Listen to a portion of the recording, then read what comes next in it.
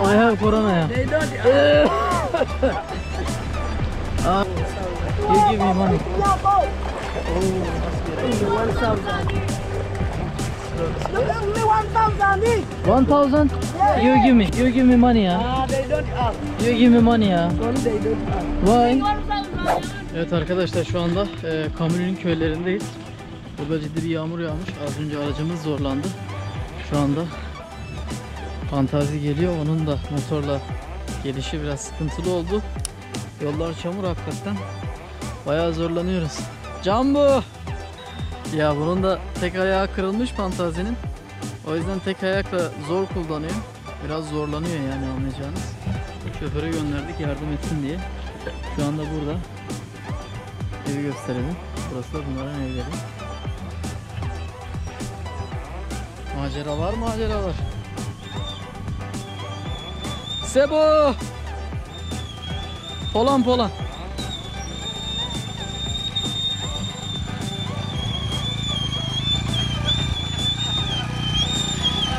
It is okay, huh? Biliyorsunuz. Sebo, how are you? What's your name? What's your name? Yunus. Yunus. See you later inşallah. Goodbye. Yahya, how are you? I'm good. How are you? I'm okay. Yeah. Yahya bizim şoförümüz. Buraları iyi biliyor bu arkadaş. O yüzden hem şoförümüz hem yoldaşımız. You have corona? I don't have corona. I don't know corona. Okay, iyi bu ya. Herhalde okey. Yolculuğumuza devam ediyoruz.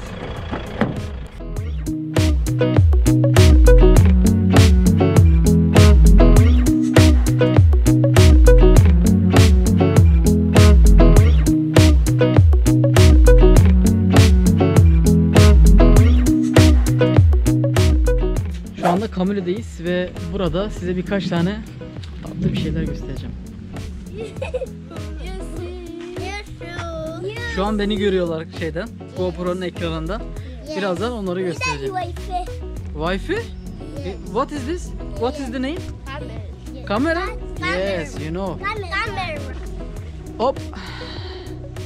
Gençleri görüyorsunuz. Yemek yiyorlar. What is the name? Potato? Yes. And rice? Good.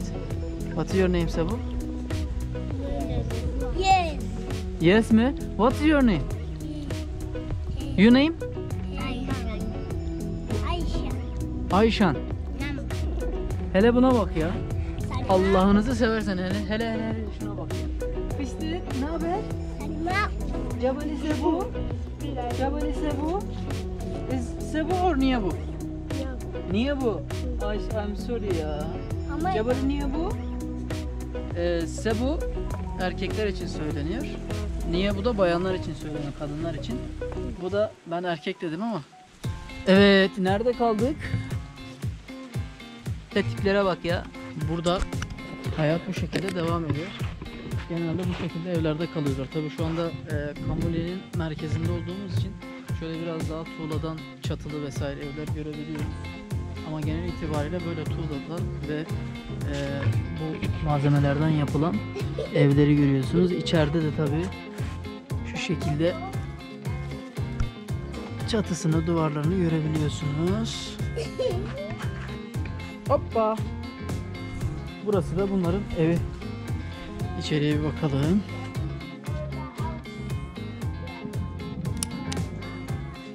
Evet. İçeride çok fazla girmek istemiyorum. Bunlar da okuyan çocukları herhalde. Goodbye. See you later inşallah. Cebali Sebu. Cebali niye bu? Seni de potçuk yaptım. Goodbye. Ya ağladı ya. Böyle bir şey. Cebali Sebu. Evet, burada biraz erzak dağıtacağız. Aha! Ulan! Siz buradan da mı çıktınız? Can bu. Jambu jambu jambu.